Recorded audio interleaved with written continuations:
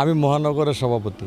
অনেকেই অপকর্ম করতে পারে, সবাইকে তো আমার একার ধারা নিয়ন্ত্রণ করা সম্ভব না। মানুষের কার মনে কি থাকে, কেউ আসে সংগঠনে এসে সংগঠনের নাম বেচে অবৈধ কার্যকলাপ করে নিজের ফায়দা নেওয়ার চেষ্টা করে। এখন এরকম কিন্তু কিছু লোক থাকতেই পারে যে আপনি যখন ভালো কাজ করতে যাবেন, ভালো কাজের বিরোধিতা কিন্তু অনেক বেশি হয়। আপনি সৎ লোক, আপনার শত্রু বেশি হবে।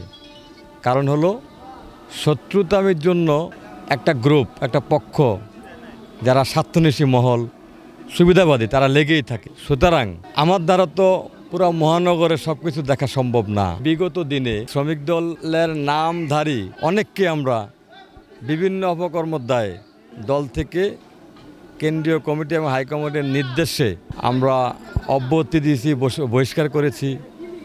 সেই স্বার্থন্বেষী মহলেই বিভিন্ন সময় বিভিন্ন ফেসবুকের মাধ্যমে বিভিন্ন প্রপাগান্ডা ছড়ায়। তো এই প্রপাগান্ডাটা যে ছড়াচ্ছে সেটা তো মিথ্যা, বানোয়াট।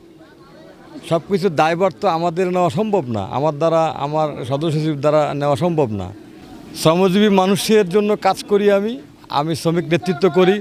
গণতান্ত্রিক উপায়ে গণতন্ত্র রক্ষার স্বার্থে, গণতন্ত্র প্রেজেন্টেশনের স্বার্থে আমাকে এখানে আসতে হয়েছে। এখন এখানে ধরেন আপনি সাংবাদিক ভাইরা একটা সাক্ষাৎকার নিচ্ছেন, আমি দিলাম।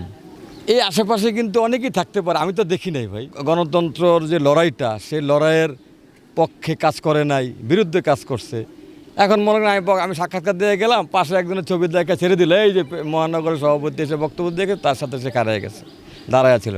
আমরা কি সবাইকে চিনি, জানি?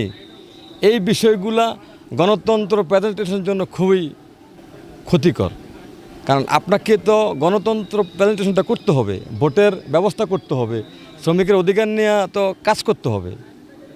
সেই বিষয়গুলা অবশ্যই সাংবাদিক ভাইরা খেয়াল রাখা উচিত। এখন এই যে কিছু নাম কস্তে কিছু পত্রিকা হয়েছে, অপরাধ জগৎ, অপরাধ চিত্র, কি এরা আত্মপক্ষের, স্টার নিউজ নামে একটা নিউজ আছে, আত্মপক্ষের। আমি যে অপরাধী, আপনি তো আমাকে জিজ্ঞেস করবেন। আমাকে আসামি করলে আপনি জিজ্ঞেস করবেন না যে আমি অপরাধটা করেছি কি না। না জিজ্ঞেস করে একটা নিউজ করে দিচ্ছেন।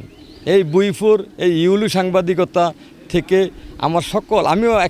আমিও সাংবাদিকতা করেছি এবং করছি। এই বুইফুর, এই সমস্ত ভুয়া নিউজ থেকে, এই হলুদ সাংবাদিকতা থেকে আমাদের সাংবাদিক ভাইদেরকে অনুরোধ করব তারা যেন বের হয়ে আসে, যাতে কারো তথ্য উপাত্ত না জেনে, তথ্য প্রমাণ ছাড়া যাতে সংবাদ পরিবেশন না করার জন্য আমি আমার পক্ষ থেকে, মহানগর উত্তর শ্রমিক দলের পক্ষ থেকে আমি বিনীতভাবে অনুরোধ করব। ঘোলা পানিতে কেউ যাতে মাছ শিকার করার চেষ্টা না করে, এটাই আমি অনুরোধ করব। এবং এই যে নির্বাচন হচ্ছে, আরও কয়েকটা জায়গায় নির্বাচন হয়েছে, সেখানে আমরা দেখব যে ফ্যাসিস্টের কোনো লোক নির্বাচিত হয়েছে কিনা। হলে সেটা শ্রম আইন অনুযায়ী এবং পার্লামেন্টে যে বিল পাস হয়েছে, আপনার ফ্যাসিস্ট আওয়ামী লীগের বিরুদ্ধে বিলটা পাস হয়েছে, সেই অনুযায়ী আমরা ইনশাআল্লাহ ব্যবস্থা নিব, যাতে শ্রমিকের অধিকার প্রতিষ্ঠা হয়।